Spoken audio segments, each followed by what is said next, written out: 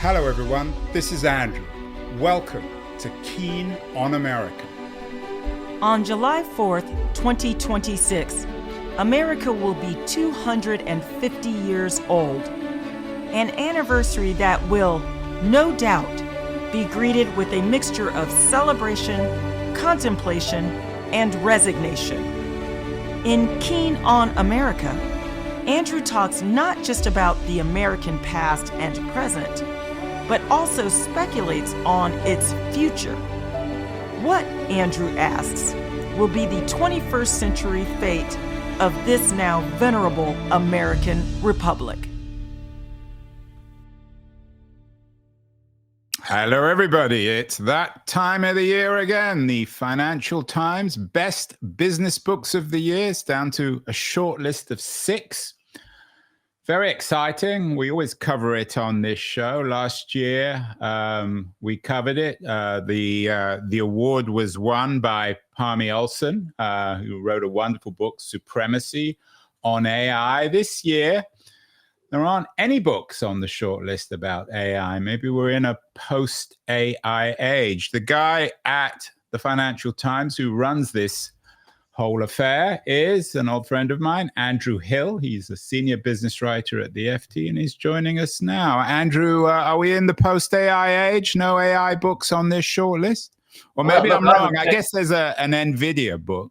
Yeah, I would take issue. I would have said you've got a book that is squarely at the center of AI, right up there, The Thinking Machine by Stephen Witt, about NVIDIA, as you say, and the rise of NVIDIA and the way in which it put its chips at the heart of the AI revolution. And you could argue that House of Huawei is to some degree, linked to the question of kind of technology and China's role in technology, which is an element in a couple of the other books in the list. So yeah, no, we're not ignoring AI, and it was a big AI book on the long list, Empire of AI, about OpenAI. So it's been a strong technology year again. Yeah, and I have to admit, I saw the long list, and Karen Howe, who wrote that book, you will disagree with me, Andrew, but I'm guessing had Parmi not won the award last year, the Howe book might have ended up on the shortlist. You will say, of course, no, but I'm not convinced. I can't deny that, evidently, and this happened, frankly, during the book awards that we ran during and after the financial crisis. There were some early books about the financial crisis that made it to the list, and probably some later ones that tackled some of the consequences that may have lost out a bit just by the fact that there had already been some big books on the crisis that had got through. So it might be a bit of the case with AI, so finding new angles and so on. But I think Karen's book was, really worthy long list. Yeah, I mean, she was on the show, and she was actually equally delightful with Parmi. Maybe they should combine on a book. Another book that I was actually surprised didn't get on it, because it's a very amusing book, wonderful title, Cory Doctorow's Enshittification. It's not on the list, so we probably shouldn't be talking about it, but it's an intriguing book. I've known Doctorow for years. Yeah, I think he's nailed, and he's written about this in other places, including in the FT magazine before the book came out. But I mean, he's nailed something that we all recognize about the kind of gradual deterioration, now probably accelerated by the use of AI, of the tools, the online tools we use. And, his coinage is cropping up everywhere. So, I think, again, it's been, I think, a pretty strong year. You probably feel like I say that every year, but I think... Well, you have to. You're paid to do that. You can't say it was a weak year, Andy. But it is a particularly big year. These are big books on the short list. Yeah, I mean, well, we live in interesting times, to borrow a Chinese proverb. So that generates interesting books. And correct me, you probably will disagree again, but to me, the key theme this year, okay, I accept your fact that maybe there is some AI on the short list, but the key theme is China and this clash between two kinds of economic systems, the US and the American. I mean, even the NVIDIA book, which is supposedly about a US company, is in some ways about China and Taiwan. Yeah, no, I don't disagree at all on that. I think that's very clearly a theme that's come through. I think our judges were, obviously the book award aims to choose the most compelling and enjoyable book. It also aims to choose a book which is a far harder task, which is going to stand the test of time. But inevitably, it is drawn into whatever is, going to be topical at that moment. And there's such an appetite for understanding where China is going, understanding the US-China relationship, and as we'll discuss, a couple of these books are explicitly about that challenge, and just being able to find a perspective on it. My only regret is that we have not, to date, and perhaps this is a sign of some of what's the repression of some ideas out of China. We've not found a Chinese author translated into English who's giving us that kind of inside take on the rise of China. Maybe that'll come. Maybe it'll just not be one of those things that system produces. Yeah, and the closest thing I guess you've got is Eva Du, if I pronounced her name right. She was on the show. She's written a fascinating book, The House of Huawei, Secret History of China's Most Powerful Company. Eva works at the Washington Post. She's originally, she's of Chinese descent. This is a really interesting book, and my conversation with Eva was fascinating about how Huawei turned China, Sweden's neutral tech advantage, into a Cold War liability. In other words, how Huawei has replaced Ericsson as the kind of backbone of our networked age. Yes, I think I'm fascinated by this partly because I've written about Huawei and even visited them before they sort of essentially put the shutters up. I find it a fascinating rise, partly for some of the things that she describes in the book, which is the way in which Huawei used its managed to sort of vault off the knowledge that was already out there and use its experience of building and working with and alongside international consultants and other companies to build its own dominance in this area. And I think she's done a great job actually of going as far as you could probably go as an outsider in describing the way in which Huawei has achieved that dominance. There are questions that the book's unable to answer. We're still not totally clear about whether these allegations of its strong links to the Chinese military stand up. There's a lot of mystery about Mr. Ren, the founder and CEO. Yeah, fascinating guy though, and the compare and contrast I think is, and I talked about this with Ava, with Jensen Wang at NVIDIA, the ubiquitous media character, always wearing a leather jacket. Wits, the Thinking Machine, is a book about NVIDIA. How do you think NVIDIA and Huawei compare? In some ways they're very similar, in some ways they're very different, and of course their CEOs are both in a way similar and also very different. These companies came from nowhere and suddenly have become totally dominant. Well, even whatever you think about the truth or otherwise of Huawei's kind of support from the state, it clearly did have that and has had that close relationship with the Chinese state. Whereas NVIDIA seems to me, in Stephen Witt's painting, much more of the sort of scrappy underdog working in areas starting with gaming chips and so on that were under. There was not the same focus on those areas in Silicon Valley and by other chip makers, and creating. He makes a strong case, Stephen Witt, in The Thinking Machine, for the way in which Jensen Huang almost he implies, not suicidally, obviously, because he's made it, but he picked out these niches that nobody else was serving, with very few people in them, academics and kind of high-end sort of nerdy gamers, and just kind of went for it. Well, that's just that's what great entrepreneurs do. They find an opportunity which nobody else, which doesn't interest anyone else. Focus. It's a remarkable story. And what are they? The most as we speak, Stephen, this may go out in the next few days. I mean, it's a $5 trillion company. It's almost absurd, really, that it's worth that much. In your view, are they conceivably NVIDIA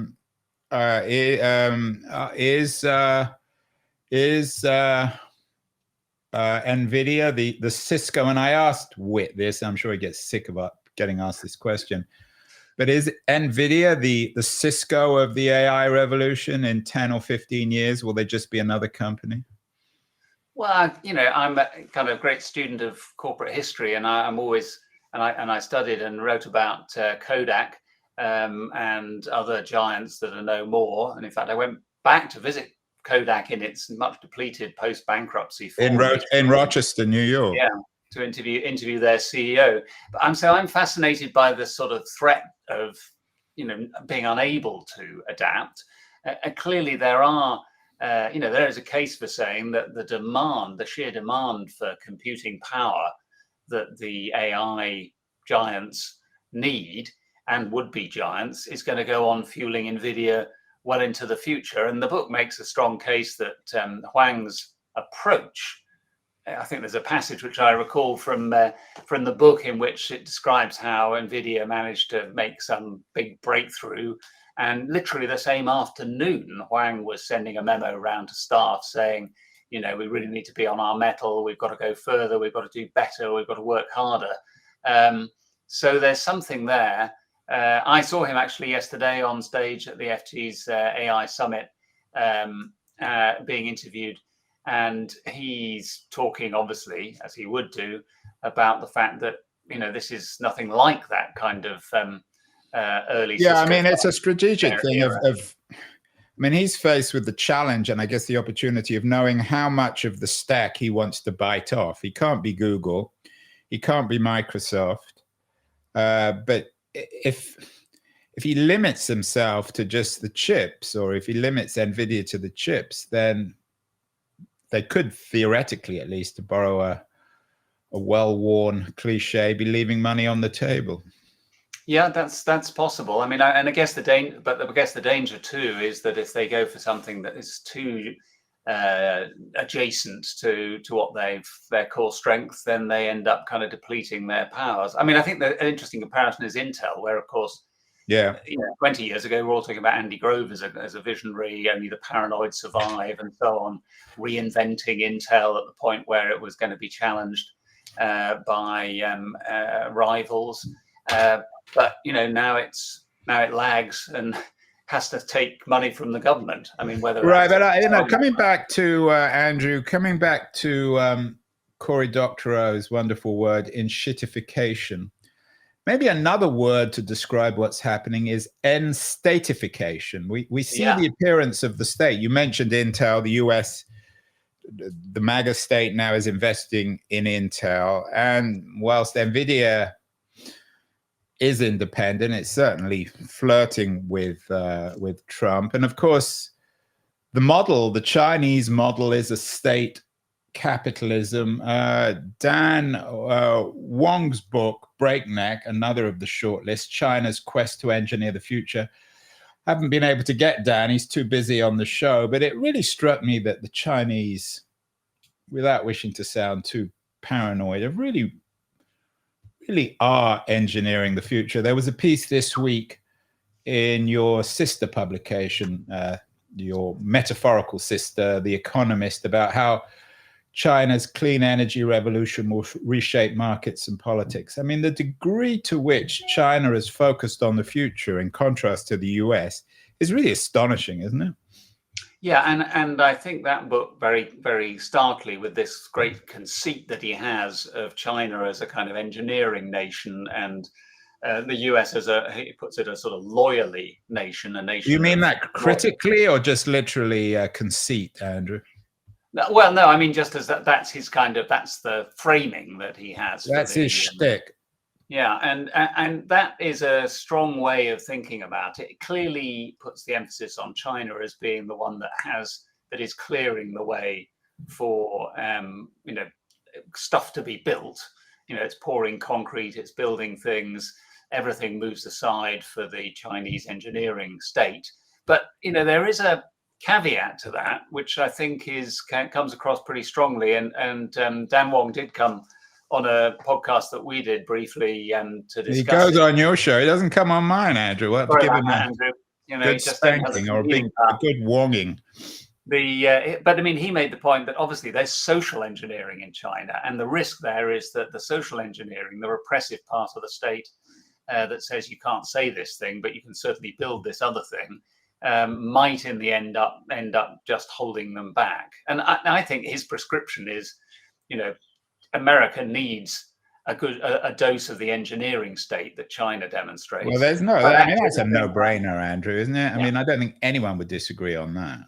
No, but what he's also saying is that that China needs to have some of that American, ability, freedom of speech and information that the Chinese state has tended to be a bit leery of. So it's a way of kind of, I think, viewing the two that I found very, very compelling. In terms of comparing and contrasting, all the books connect, but I think the book that really can be compared and contrasted with Wang's Breakneck, China's Quest to Engineer the Future, is the big publishing success of the year in the US, Ezra Klein and Derek Thompson's Abundance. I want to do a whole show actually on abundance. I can't get Klein or Thompson, they're too busy, but I think we'll do a show on it before the awards. You read those two side by side, Andrew, it's astonishing. I mean, Abundance in many ways is about America's failure to build, isn't it? Yes, and I mean, I think in a way, and clearly it is to some degree a polemic here that is kind of appealing to the left in America to say. Well, a gentle polemic, the center left. I mean, center left. Okay, so I mean, it is pushing and saying, you know what? You keep layering on this bureaucracy. You keep saying we're about to make this safer. We've got to find some way of, and that is ultimately holding back some of the things that made the American economy great. So that's as you say, it's a good companion volume to Breakneck, and it plays some of the same tunes when it's describing the regulatory apparatus that the left has tended to put in place in Klein and Thompson's view, and the way that can impede that engineering impetus that used to be more dominant. Is it conceivable, Andrew, you control this committee, that you could have a joint winner? You could give it both to Breakneck and Abundance. It would be an interesting story about how these books should be read both in Washington, D.C. and in Beijing. Well, I don't know whether any of our judges are listening. They have the final say, but I would strongly... You have the final say, Andrew, aren't you in charge of that? I'm not a judge in the final process, but that's in the hands of the judges and the chair, my boss, Rula Khalaf, the editor. But I would strongly counsel against a joint winner. I think that's it might be a bit of a cop-out. I mean, the fact that Abundance is such a huge success, of course, it's been now blurred by everyone from Barack Obama to Fareed Zakaria, everybody on the center left. Does that help a book in terms of these awards, or do you think it makes the judges a bit wary? I didn't think it was a particularly good. I mean, it was an interesting book. It wasn't particularly substantial, in my view. I mean, it was written by two guys, and I'm always wary of joint authors because it means there's usually not a single author. Yeah, I mean, I think the market success of a book neither helps nor hinders to some extent. Sometimes if a book has been out there's a sort of timing question. If a book has come out early we run our eligibility from mid-November to mid-November, so to about now. If a book came out at the end of last November and has already been out there, highly publicized, there might be a kind of fatigue element to having seen it puffed and out there for longer, and the advantage of surprise for a book that is less well known or less well read at that point. But I don't think it makes a substantial difference, to be honest. What about the title? I mean, the title is I wouldn't say it's misleading, but this is not a book about abundance. It's a book about the reverse. That's true, but it's a book about isn't it? A book about how to recover abundance. This is the kind of saying that's the objective. We've managed to stop ourselves from getting there, but we have the potential. in the US to do that, if we can just kind of shed some of this these extra skins of regulation and bureaucracy that have held us back. So I'm not sure it's that misleading. I would say maybe there's a publishing element there. You know, publishers notoriously don't like negative titles. You know, Jim Collins used to say, probably still says, that How the Mighty Fail was his favorite book, but it was probably not the greatest seller because it was not saying good to great or any of the kind of more positive, sending more positive messages to potential readers. So calling it decline might not have been quite. Yeah, I mean, the thing with the word abundance, though, is it's a bit misleading in the sense that that's a word that's very much in vogue in currency in Silicon Valley. And Klein and Thompson are not Silicon Valley cornucopian thinkers. They're and especially Klein. I mean, he's a policy guy and he's trying to figure out how to make government a little more effective. He doesn't imagine an abundant world of, you know, infinite technology and leisure and all the other conceits of abundance that exist in Silicon Valley. No, there was another book called Abundance that came out a few years ago that I remember was much more Silicon Valley based. And we was that the Peter Diamandis book, I think. That's it. Yeah, that's it. Yeah. We reviewed Abundance. Jennifer Harris, I think she's called, who was in the Bible. Yeah, I want to get her on the show. I want to get Harris because I do want to have a show on it. But I think it's an important book. And there have been a number of books, and we've done them about this whole issue, particularly from a center-left position of why US government doesn't work. Why can't they build stuff? And of course, the example that Klein and Thompson use is the best one, especially for me in California. If they spent billions of dollars on a high-speed rail link between San Francisco and Los Angeles, and all we got was about 30 yards of rail. Yeah, I mean, Jennifer Harris, in our review, was a bit critical, only pointing out, you know, they could have mentioned some of the things that Biden was at least trying to do with his much criticized industrial policy, which, you know, arguably is an example of government trying to put in place some of the issues, some of the props that will return abundance. But clearly, that's not an experiment that anyone really wants to talk about these days. Titles matter. I have to admit that Carl Benedict Frey's book, How Progress Ends, is also, I mean, it's a good title, but it's slightly misleading. He's not as negative as that title might suggest. He was on the show. He's an old friend of the show, a very meticulous, very meticulate and erudite historian of economics and technology. Yes, I mean, How Progress Ends is that big 1,000-year view book that we occasionally get, and you know, I'm a fan of Frey's work personally. I like his kind of take on the history of technology, and again, there's overlap here with Abundance and with Breakneck. Oh, absolutely. They're all part of the same narrative, all part of the same conversation. He's talking about what happens with China, but he tells us about the Song dynasty and how it was kind of overwhelmed kind of invention with bureaucracy.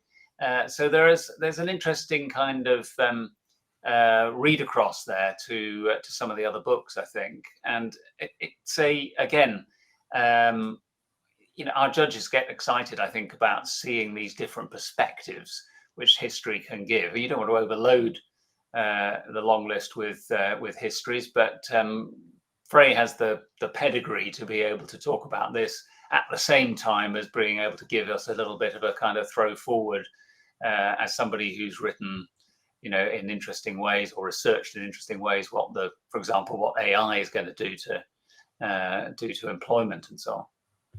Yeah, Frey teaches at Oxford, and I made the terrible error in our conversation of accusing him of being German. He wasn't very amused. He's Swedish. Right. I have to be careful pigeonholing people. The final book, in some ways, brings everything together. I was particularly, this was perhaps of all the interviews I've done on your books, I think it was perhaps my favorite one. Edward Fishman was a delightful guest.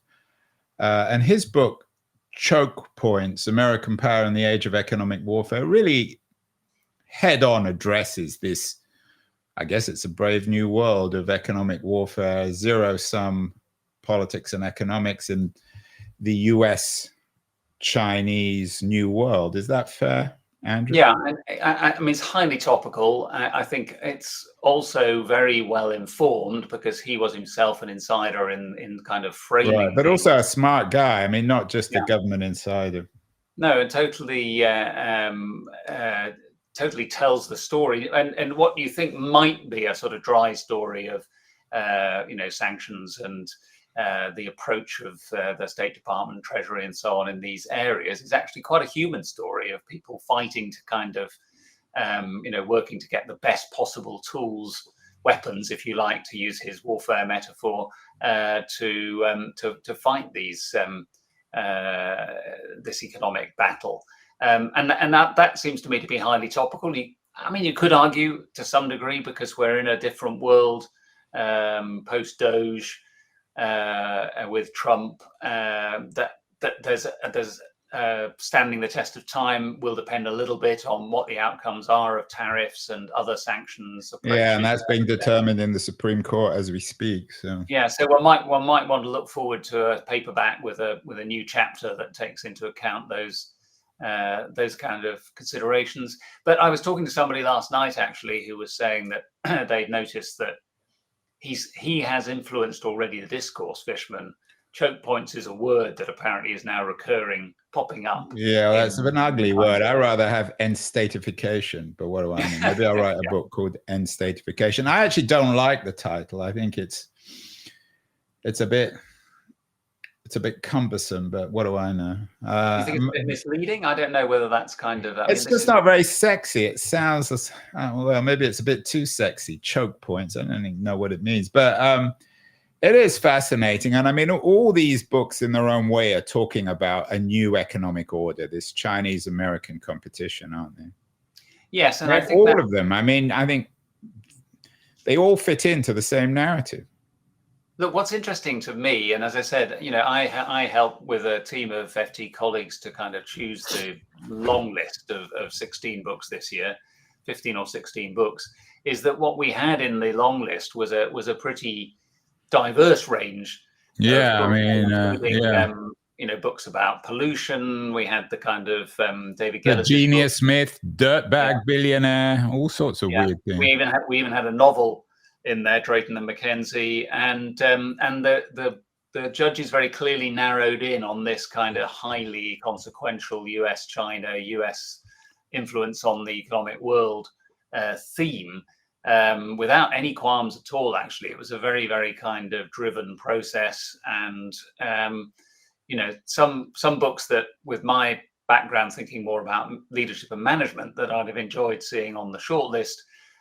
No More Tears, excellent book about the kind of Johnson & Johnson and, where things went wrong with their trust-based approach to capitalism.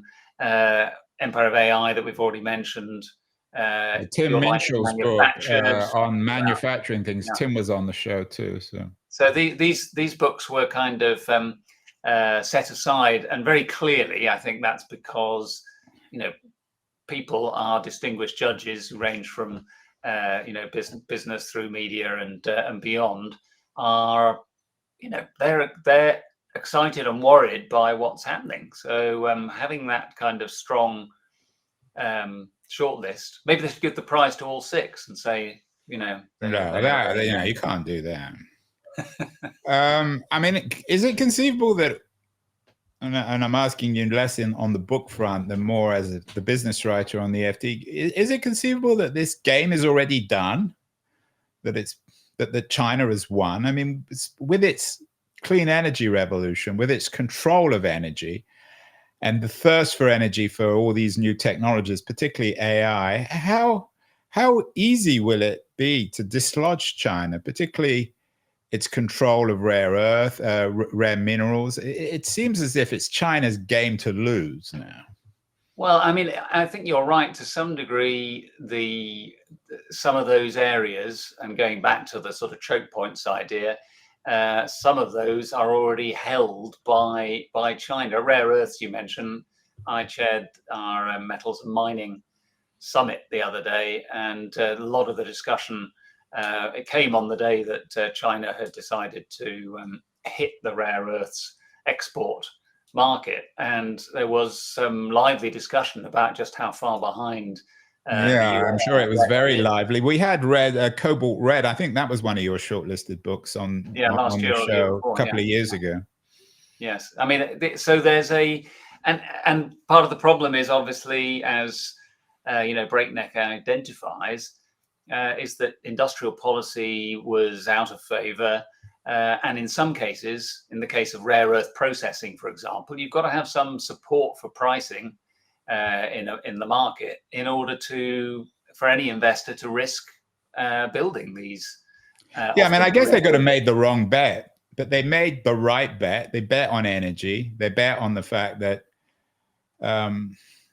that solar would change the world. We've done lots of shows on solar energy, some on nuclear energy as well. So in a way, Andrew, nothing changes. Energy is as central to economics in the 2020s as it was in the 1970s. I mean, oil and solar is replacing oil.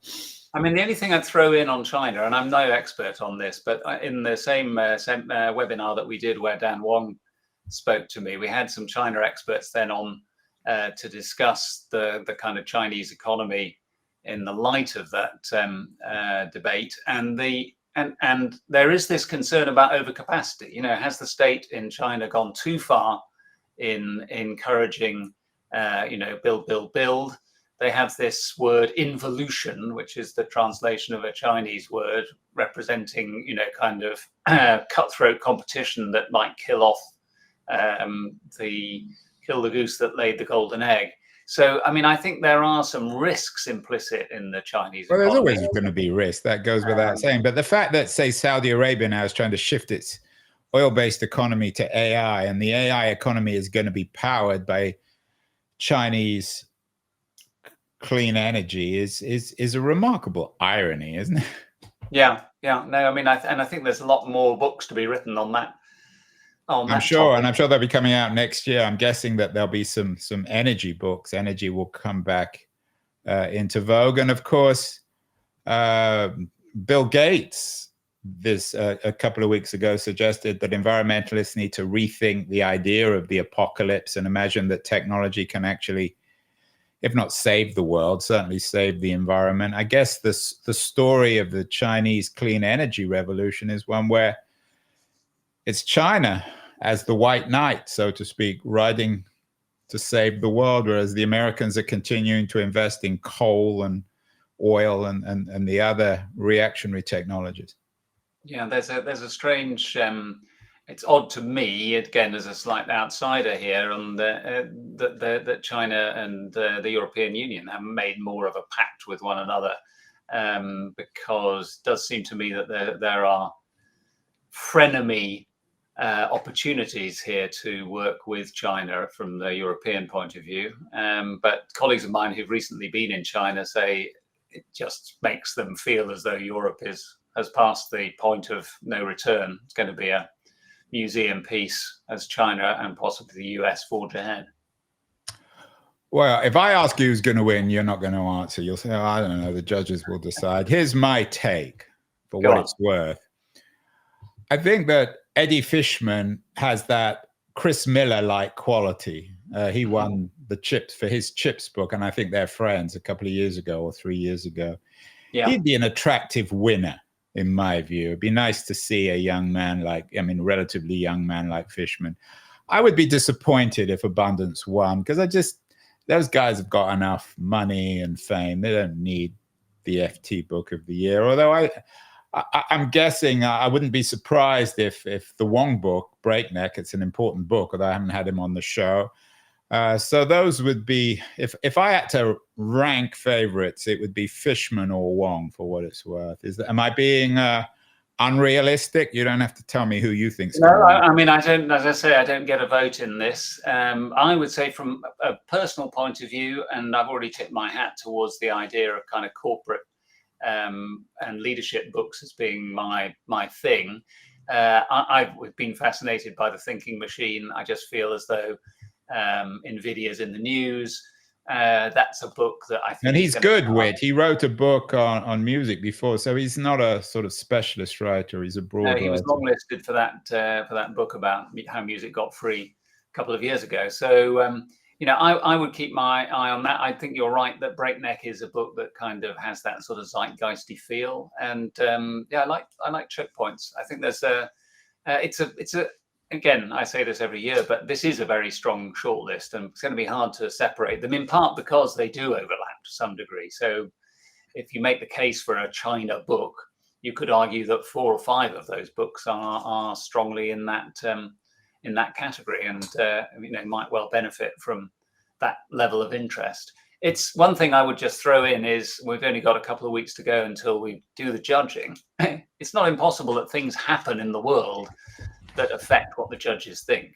If we did suddenly... How many judges are there? I think this year we've got 10. Why didn't you ever pick me?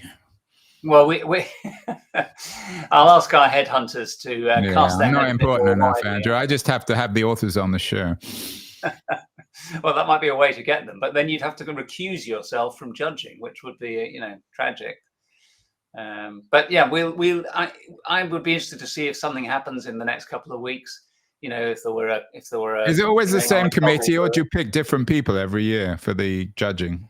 There are a few people who've been on the judging panel for a while, like Shruti Vadera, the chair of Prudential, the UK Prudential here. Mohammed El-Arian has been on for a while, but we get new judges every year, and some cycle off. There's no formal... Is there any sort of any big story there? Do some of the judges get poisoned or stab each other? No, they tend to be pretty civilized. We've had a couple of occasions in recent years where it's been a very close run thing, and we've had to go down to some level of voting, but generally the preference is for people to kind of coalesce around a winner and have a kind of consensus. Yeah, I'm sure it's a very FT proper, polite kind of thing. And what about the commercial side? It's called the FT and Schroders Business Book of the Year. Who is Schroders? So Schroders a global asset manager who've been partnering the prize for the last 3 years. So they've been a very fine partner. What do they get out of it? Their name on the cover of the award? Yeah, well, there's that. And we run sort of webinars that feature some of the Schroders team. They've run some podcasts and other material that backs the prize. So there's a kind of level of networking and reflected glory there, and access to the authors when they're available. So they get their money's worth, Schroders. I hope so. I really hope so. And it's all going to get determined when? December the 3rd, a couple of weeks, Andrew.